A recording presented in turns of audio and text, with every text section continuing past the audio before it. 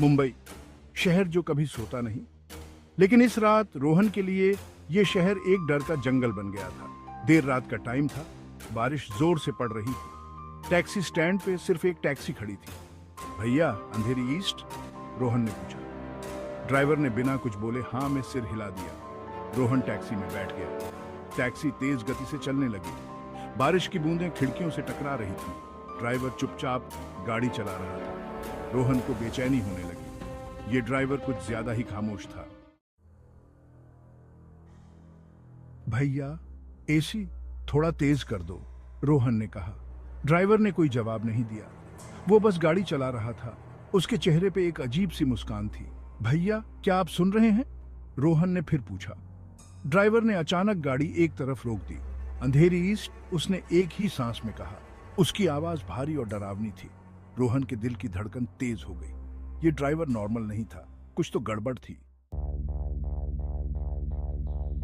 वो रास्ता तो ये नहीं है, रोहन ने हकलाते हुए कहा।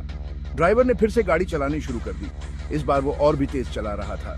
टैक्सी एक सुनसान हाईवे पे दौड़ रही थी। रोहन ने खिड़की से बाहर देखा।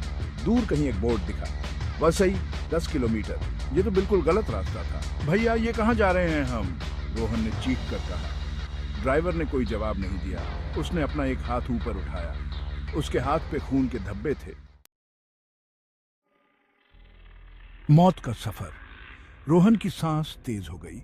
वो डर से कांप रहा था। उसने टैक्सी का दरवाजा खोलने की कोशिश की, लेकिन वो लॉक था। भैया, प्लीज गाड़ी रोको, मुझे उतरना है, रोहन ने यलवार की।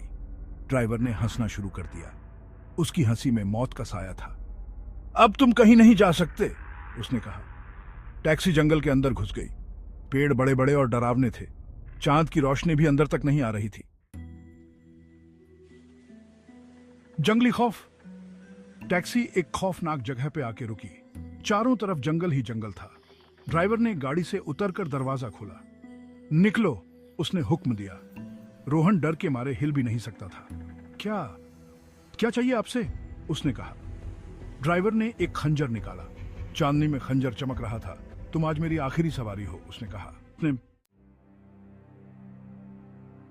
सच का सामना। रोहन ने हिम्मत जुटाई। उसने ड्राइवर को धक्का दिया और भागना शुरू कर दिया। वो जंगल में अंधाधुंध भाग रहा था।